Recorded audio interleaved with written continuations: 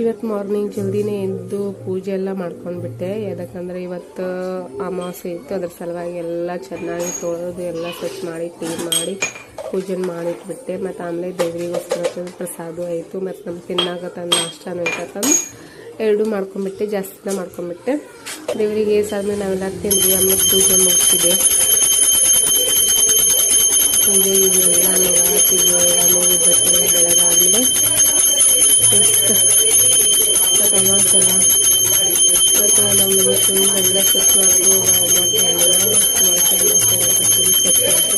ಮಾಡಿ ದೇವರಿಗೆ ನಮಸ್ಕಾರ ಮಾಡಿ ಕೈ ಮುಗಿದ ನೋಡ್ರಿ ತಾಯಿ ಅದು ಚಂದ ಕಾಣತ್ತಾಳ. ಆಮೇಲೆ ಪೂಜೆ ಮುಗಿದಾದ್ಮೇಲೆ ಸ್ವಲ್ಪ ಚಹಾ ಕುಡಿದೆ.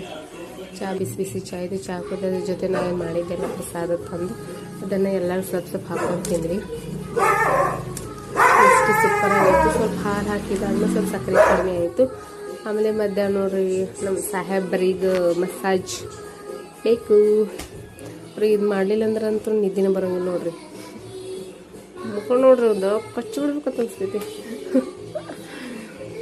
ಭಾಳ ನಾಟಕ ಮಾಡ್ತಾನೆ ನೋಡ್ರಿ.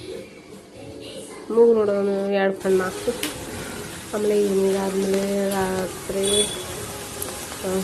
ನಾನು ದೇವರಿಗೆ ನಾಳೆ ನವರಾತ್ರಿ ಸ್ಟಾರ್ಟ್ ಆಗುತ್ತಲ್ಲ, ಅದ್ರ ಸಲುವಾಗಿ ತುಪ್ಪನ ಮರೆತು ಬಂದಿದ್ದೆ. ಸೊ ಸಾಯಂಕಾಲ ಹೋಗಿ ತರಬೇಕಂತಂದು ನಾನು ಸುಮ್ಮನೆ ಕುಂತೀನಿ. ನೋಡಿದ್ರೆ ಮಳೆ ಜೋರು ಚಲೋ ಐತೆ, ಕಡಿಮೆನೇ ಆಗತ್ತಿದ್ದಾಗಿತ್ತು. ಏನು ಮಾಡೋದಕ್ಕಂದು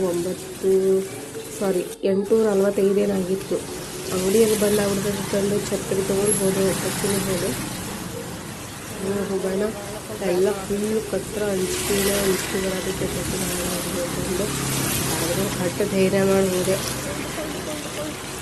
ಥಂಡಿನೂ ಭಾಳ ಇತ್ತು. ಮತ್ತು ಮುಂದೆ ಹೋಗೋಣ ಸ್ವಲ್ಪ ಲೈಟ್ ಕಾಣ್ತು. ಬಾಳೆಹಣ್ಣೆಲ್ಲ ಕಡೆ ಅಂತ ನಾವು ಬರಬೇಕಾದ್ರೆ ನಮ್ಮ ರಸ್ತೆ ಹೋದ್ರು ನೈದೇನೆ ಇತ್ತು. ಅಲ್ಲಿ ನೋಡ್ರಿ ಬಾಳೆಹಣ್ಣು ಬೇಕಾಗಿತ್ತು. ಬಾಳೆಹಣ್ಣನ್ನು ಅವರು ಹೋಗ್ಯಾರೆ ಎಲ್ಲ ಮಾಡೋರು. ಸೊ ಅದಕ್ಕೆ ಸ್ವಲ್ಪ ಬೇಗ ಮುಂದೆ ಹೋಗಿ ಅಲ್ಲಿ ಅಂಗಡಿ ಇತ್ತು ನೋಡ್ರಿ. ಎಲ್ಲ ಹೊಂಡಿ ಎಲ್ಲ ತೆಗ್ದಾರ. ಸೊ ರೋಡ್ ಫುಲ್ ಬಾದಾಗೈತಿ. ಅದಕ್ಕೆ ನೋಡ್ರಿ ಅಲ್ಲಿ ಹೋಗಿ ತುಪ್ಪ ಕೇಳಿದೆ. ತುಪ್ಪ ಒಂದು ಪಾವು ಕಿಲೋ ತುಪ್ಪ ತಂದು ದೇವರಿಗೋಸ್ಕರ ವಾಪಸ್ ಬರುವಾಗ ತೊಗೊಂಡ್ಬಿಟ್ಟೆ. ನೋಡ್ರಿ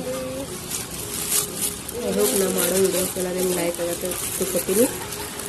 ಸೊ ಆದಷ್ಟು ನನ್ನ ವೀಡಿಯೋಸನ್ನ ಲೈಕ್ ಮಾಡಿ, ಶೇರ್ ಮಾಡಿ, ಸಬ್ಸ್ಕ್ರೈಬ್ ಮಾಡಿ. ನೀವು ಚಾನಲ್ ಕಳಿಸಿ ಎಲ್ಲ ಸೇರಿಸ್ಕೊಳ್ತೀನಿ. ಮತ್ತು ಸ್ವಲ್ಪ ಚೆನ್ನಾಗಿ ಕಾಣತ್ತ. ಏನು ಮಾಡತ್ತೀರಿ, ಏನು ಸಮಾಚಾರ? ಇಲ್ಲಂತೂ ಬಜ್ಜಿ ಮಾಡತ್ತಿದ್ರು, ಸೂಪರ್ ವಾಸನೆ ಮಾಡತ್ತಿತ್ತು. ಇವಾಗ ವಾಸನೆ ಬಜ್ಜಿ ಅಂತೂ ತುಂಬಾ